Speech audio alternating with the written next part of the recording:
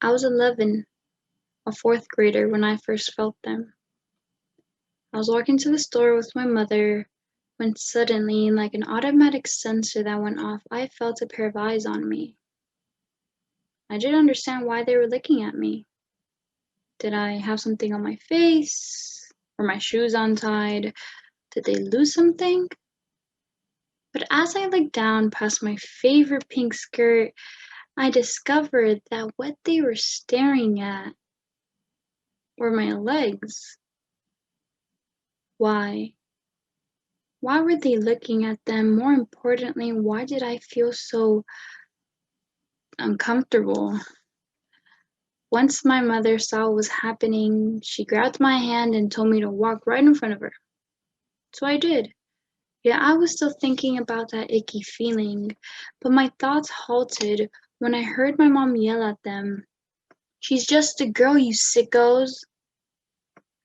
I wanted to ask her why she yelled at them. Did she feel the same way I did? Did she know what they were thinking about? Is that why she called them sickos?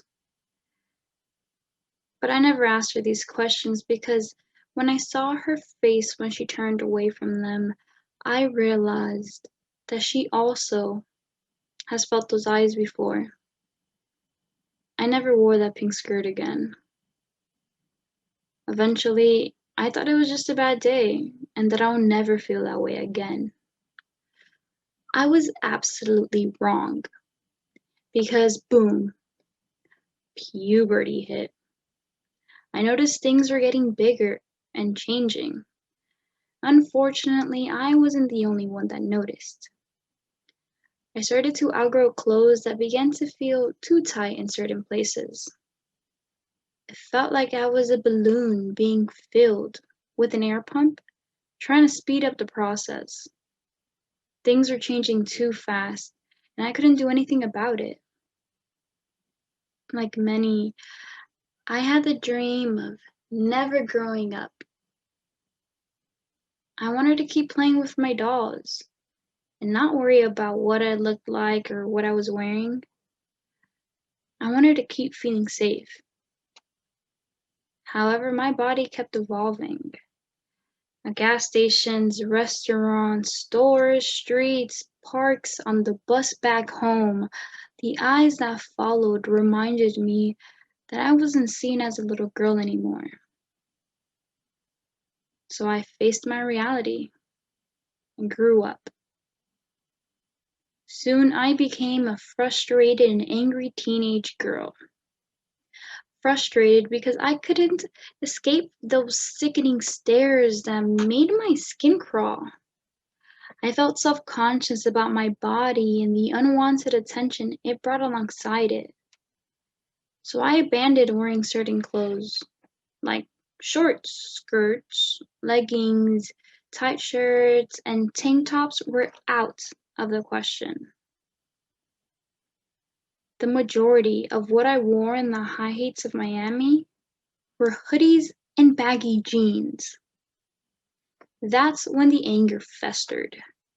It seemed that when I tried to hide myself and avoid their eyes, they continued to look.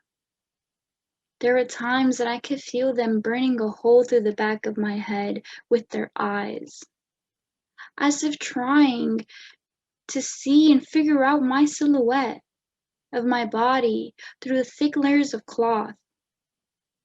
Did they think that the longer they look, they'll be able to decipher it? Why do they want to know? Why do they care? My clothes do not speak for me. They do not signal to you, and they're not yelling, "Look at me." You honk from your cars as if congratulating me for being pretty. As if my only purpose on this earth is to be appealing to your eyes. However, your honks, instead of making me feel confident, they make me feel degraded. With your honking and your stares and your catcalling and your slimy words, I feel forced to acknowledge your presence.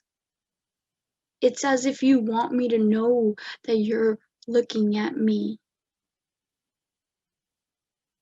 Yet you're looking at me, but you're not seeing me. After this happened one too many times, I came to the conclusion that this happens enough to be normal, but it's not important enough to be an issue. Now, I wish for those lewd eyes, gilded with admiration, to stop. I wish that I could stop feeling angry because of them. I wish I could hide myself always from those petrifying eyes. I wish I was invisible.